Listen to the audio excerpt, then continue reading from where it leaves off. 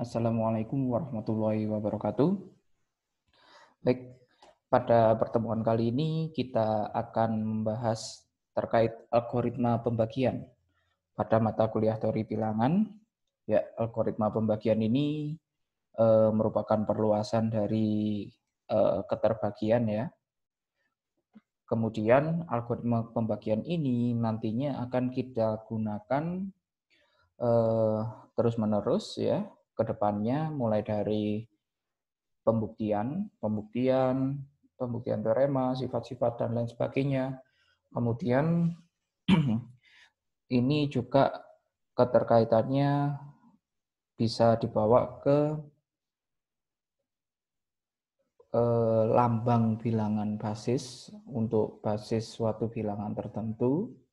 Kemudian bisa juga nanti ke bilangan prima dan FPB ya, faktor persekutuan terbesar, di mana nanti kita juga akan membahas algoritma Euclid, yaitu yang lebih khususnya lagi nantinya. Dan lebih jauh lagi mungkin nanti ada digunakan di kekongruenan secara konseptual saja. Oke, mari kita lanjutkan. Di sini algoritma pembagian dia sebenarnya adalah suatu teorema.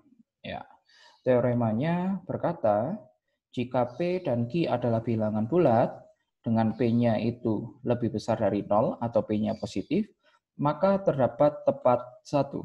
Tepat satu artinya hanya satu, tidak lebih, tidak kurang. Oke, siapa yang ada tepat satu? Yaitu H dan S. Hanya ada satu, S-nya ada satu, dan mereka adalah bilangan bulat. Sehingga memenuhi persamaan Q sama dengan P kali H ditambah S. Di mana S-nya itu antara 0 sampai dengan P. Dan karena di sini ada sama dengannya berarti S-nya boleh 0. Oke. Pada persamaan Q sama dengan P kali H plus S, maaf. Dengan S-nya antara 0 sampai P, bilangan H di sini dia disebut sebagai hasil bagi atau bahasa Inggrisnya adalah quotient. Kemudian bilangan S disebut sisa bagi. Nah, kemudian P-nya di sini dia adalah pembagi ya. Kemudian Q-nya ini adalah bilangan yang dibagi. Q dibagi oleh pembaginya yaitu P. Hasil baginya H, sisa baginya adalah S. Oke, konsepnya seperti itu. Baik, mari kita lanjutkan. Contohnya, di sini berdasarkan algoritma pembagian, nyatakan bilangan berikut ya, yang nanti diberikan Q sama P-nya, sebagai Q sama dengan P kali H ditambah S. Oke, di mana S-nya antara 0 sampai dengan P. Ya, di sini tidak lain tidak bukan kita diminta untuk mencari hasil bagi dan sisanya. Oke. Kita lihat yang pertama. Oke, yang dibagi adalah 20. Q-nya 20 ya. Dibagi oleh 3. Kemudian yang kedua Q-nya 60 dibagi oleh 7. Yang ketiga negatif 60 dibagi 7. Yang keempat negatif 100 dibagi 6. Oke, kita lihat bagaimana hasil baginya dan sisa baginya. Oke. Nah, hal ini serupa dengan pembagian pada umumnya yang bisa kita gunakan menggunakan porokapit biasanya ya. Kita dulu. Jadi 20 jika dibagi 3, hasil yang mendekatinya berapa dan sisanya berapa? Oke. Kalau misalkan kita pakai porokapit yang sederhana, berarti kan yang di dalam porokapitnya 20, di sini dibagi 3. Karena 2 dibagi 3 tidak bisa, berarti langsung 20. 20 dibagi 3 yang mendekati adalah 3 kali 6, yaitu 18. Oke. Kemudian dikurangi sisa 2. Nah, sudah cukup sampai sini saja. Berarti di sini 20 itu sama dengan 18 ditambah 2. Oke, secara konsepnya 18 di sini sama dengan 3 kali 6. Karena kita tadi inginnya adalah memunculkan angka 3. Di sini adalah P-nya. Dan P-nya posisi di bagian depan. P dikalikan H ditambah S. Oke. Nah, dilihat dari porogabit juga bisa. Berarti 3-nya nanti di depan, ini ya. 3 dikali 6, kemudian ditambah oleh 2. Oke. Yang ini kali, yang ini ditambah. Oke. Jadi diperoleh hasil baginya adalah 6 dan sisa baginya adalah 2.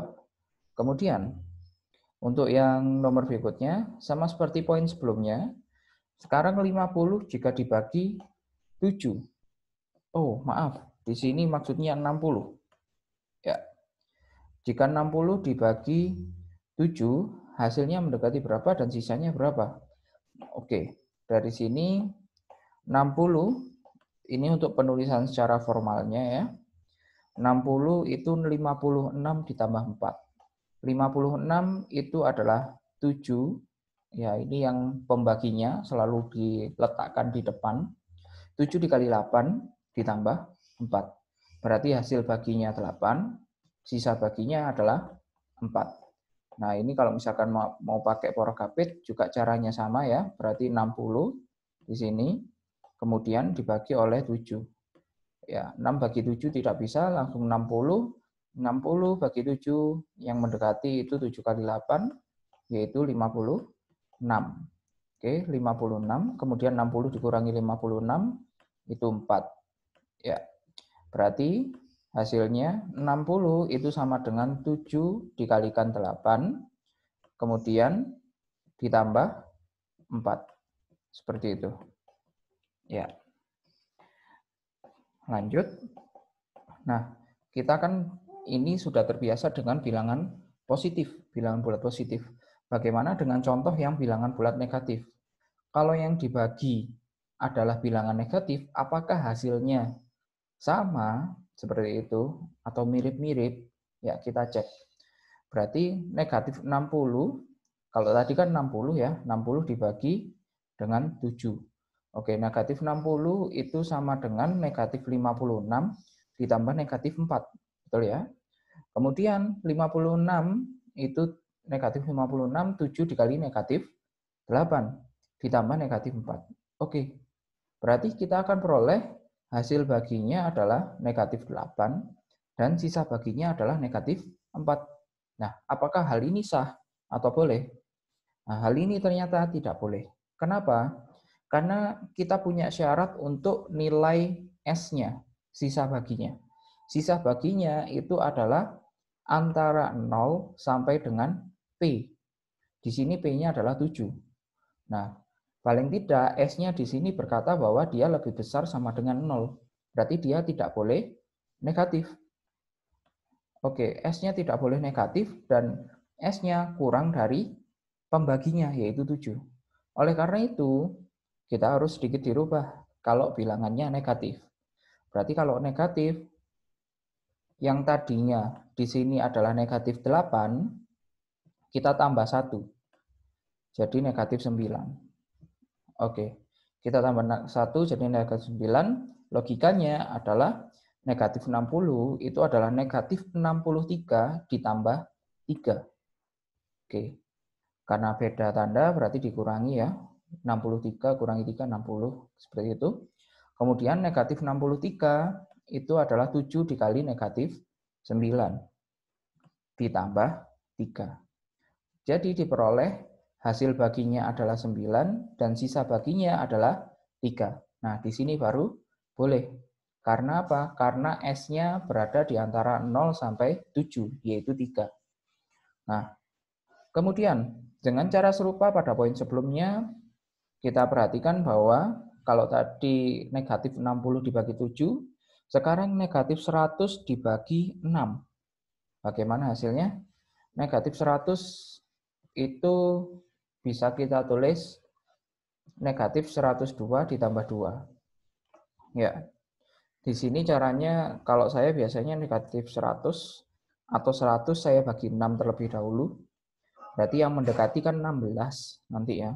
16 itu 96. 6 kali 16 itu 96. Kemudian 16 tadi saya tambahi 1 jadi 17. Nah, kemudian saya kali jadi negatif 102. Nah, biar jadi 100 berarti perlu ditambah 2. Kemudian tinggal saya bentuk sebagai algoritma pembagiannya. Bentuk umumnya, yaitu 6 dikalikan negatif 17 ditambah 2. Jadi hasil baginya adalah negatif 17 dan sisa baginya adalah 2. Oke, perlu hati-hati ya untuk yang bilangannya negatif. Oke, kemudian apakah boleh jika pembaginya negatif? Di sini kan 6, 7. Nah, apakah boleh pembaginya negatif? Jawabannya adalah tidak. Kenapa? Karena berdasarkan teorema tadi, pembaginya haruslah lebih besar dari 0. Harus positif. Oke. Selanjutnya, nah ini adalah salah satu contoh penggunaannya ya dari algoritma pembagian.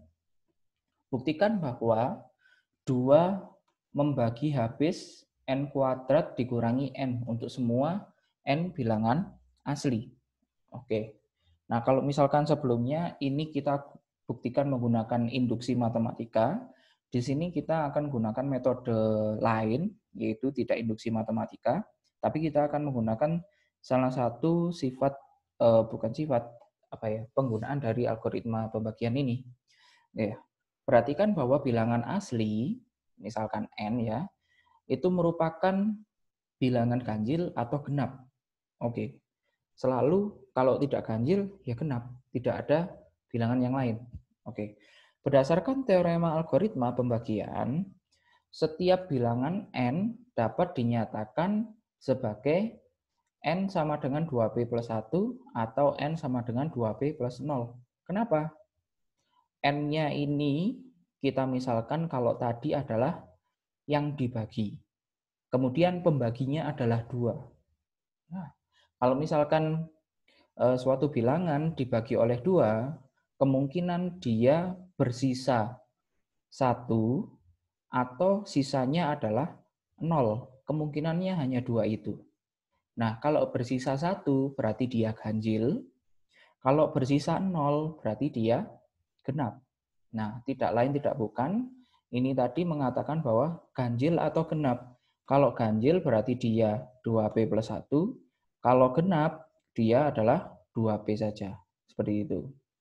Nah, selanjutnya, sekarang kita bagi kasus. Untuk n sama dengan 2p ditambah 1, maka kita akan peroleh bahwa n kuadrat dikurangi n itu kita bisa faktorkan. N-nya keluar ya, jadi n dikali n dikurangi 1. Nah, kemudian kita substitusikan. N-nya tadi adalah 2p ditambah 1. Berarti 2p ditambah 1 dikalikan 2p dikurangi 1. Karena n dikurangi 1. Nah, kemudian hasilnya kita akan peroleh 2p tambah 1 dikalikan 2p. Atau 2p-nya kita letakkan di depan, jadinya 2 dikalikan p kali 2p tambah 1. Ya, karena n kuadrat dikurangi n bentuknya adalah 2 dikalikan sesuatu, ya, berdasarkan definisi keterbagian yang kemarin, ya kan, sesuatunya ini juga merupakan bilangan bulat, maka 2 membagi habis n kuadrat dikurangi n. Oke, dengan cara serupa, di sini kita lihat untuk n-nya sama dengan 2p. Kita substitusikan ke dalam n kuadrat dikurangi n, atau yang sudah kita faktorkan, n dikalikan n kurangi 1. Jadinya n-nya kan 2p kurangi 1. Nah, kemudian dengan cara serupa, ini kita bentuk menjadi 2 dikalikan p kali 2p kurangi 1. Nah, karena n kuadrat dikurangi n bentuknya adalah 2 dikalikan suatu bilangan bulat, maka berdasarkan definisi keterbagian, 2 membagi habis N kuadrat dikurangi N. Ya, karena dua kasus ini berkata bahwa N kuadrat dikurangi N pasti habis dibagi 2, maka terbukti bahwa 2 membagi habis N kuadrat dikurangi N. Oke. Selanjutnya, nah sekarang kita bicara lambang bilangan basis. Oke, dengan basisnya suatu bilangan tertentu. Ya, di sini bisa kita lihat ya. Pada umumnya bilangan asli itu dituliskan dalam lambang bilangan basis 10. Ya, sebagai ilustrasinya, kenapa kok basisnya 10 dikatakan basis 10? Karena bilangan misalkan ini ya, 386 dapat dituliskan sebagai 300, oh maaf, ini 80 ya. 300 ditambah 80 ditambah 6. Oke. Wah, ini masih salah. Oke. Berarti ini 300-nya jadi 3 kali 100. Kemudian 80-nya 8 kali 10. 6-nya 6 dikalikan 1. Nah, berarti dia akan sama dengan 3 kali 10 pangkat 2 ditambah 8 kali 10 pangkat 1 ditambah 6 kali 10 pangkat 0. 10 pangkat 0 dia adalah 1 di sini, ya kan? Nah, oleh karena itu 3 ya kan? 3 8 6. Atau kalau konsepnya pada sekolah dasar ataupun menengah, kita diajarinya 3 ini namanya ratusan, 8 ini puluhan, 6 ini satuan. Oke, itu adalah konsep lambang bilangan basis 10. Nah, sekarang bagaimana cara mengubah penulisan lambang bilangan basis 10 menjadi lambang bilangan basis yang lain? Contoh basisnya misalkan 5. Caranya adalah dengan algoritma pembagian. Jadi langkahnya yang pertama adalah 386 ini kita ubah dalam bentuk persamaan algoritma pembagian yang tadi ya. Berarti yang dibagi adalah 386 dibagi oleh 5, pembaginya 5. Oke. Ternyata hasil baginya adalah 77 dan sisa baginya adalah 1. Nah, kemudian 77-nya di sini kita bagi lagi oleh 5 karena basisnya 5. Oke, dibagi oleh 5 hasilnya 15, sisanya 2.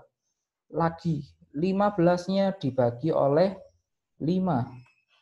Oke, 15 berarti 5 kali 3 ditambah 0. Oke, dari sini kita tuliskan seperti ini. 386 dari yang pertama sini ya. Berarti 5 kali 77 ditambah 1. 77-nya substitusikan dari persamaan kedua. Berarti 5 dikali 5 kali 25, 5 kali 15. Wah, ini salah. 15. Oke. 5 kali 15 ditambah 2. Kemudian ditambah 1 yang aslinya. Nah, kemudian ini kita kalikan secara distributif ya. 5 kali 5 berarti 5 pangkat 2. Kemudian dikali 15. Kemudian 5 kali 2, ya 5 kali 2. Tetap tuliskan seperti itu saja. Terakhir ditambah 1. Kemudian 15-nya kita substitusikan dari persamaan ketiga. Jadinya 5 pangkat 2 dikalikan 5 kali 3 ditambah 0. Kemudian yang di luar kurung masih tetap 5 kali 2 ditambah 1. Nah, ini secara distributif lagi kita kalikan 5 pangkat 2 kali 5. Jadi 5 pangkat 3 dikalikan 3. 5 pangkat 2 kali 0.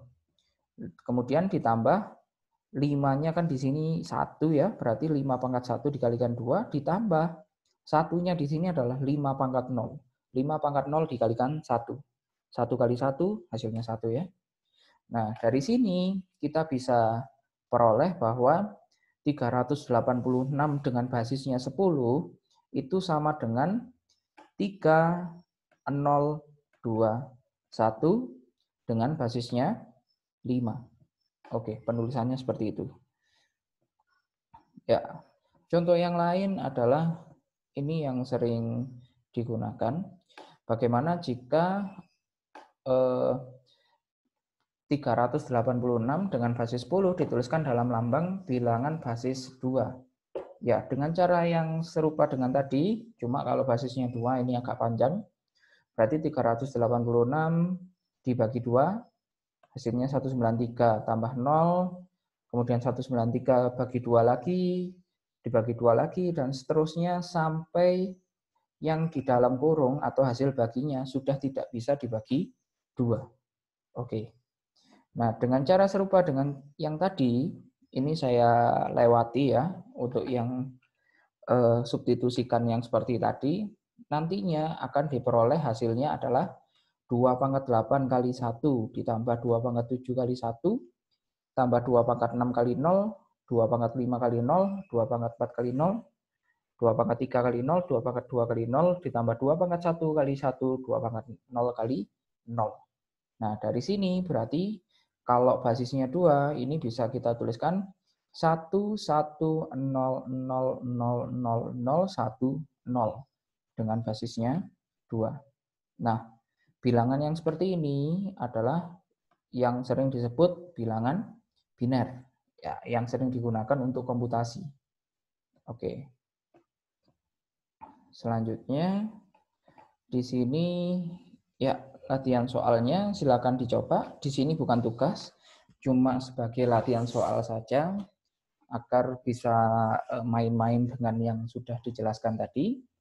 Berdasarkan algoritma pembagian, nyatakan sebagai Q sama dengan P kali H ditambah S, yaitu kita menentukan hasil bagi dan sisa baginya. Yang pertama adalah Q sama dengan 200 dibagi dengan 9, yang kedua negatif 200 dibagi 9, yang ketiga 435 dibagi 8, dan yang terakhir negatif 435 dibagi 8. Kemudian sambil dicoba juga untuk mengubah basis ya. Berarti 985 dengan basis 10 diubah dalam lambang bilangan basis 6 dan basis 4. Silakan dicoba. Oke, itu saja. Silakan dipahami terlebih dahulu dan dicoba untuk latihannya agar bisa membantu pemahamannya. Oke, sekian, terima kasih. Assalamualaikum warahmatullahi wabarakatuh.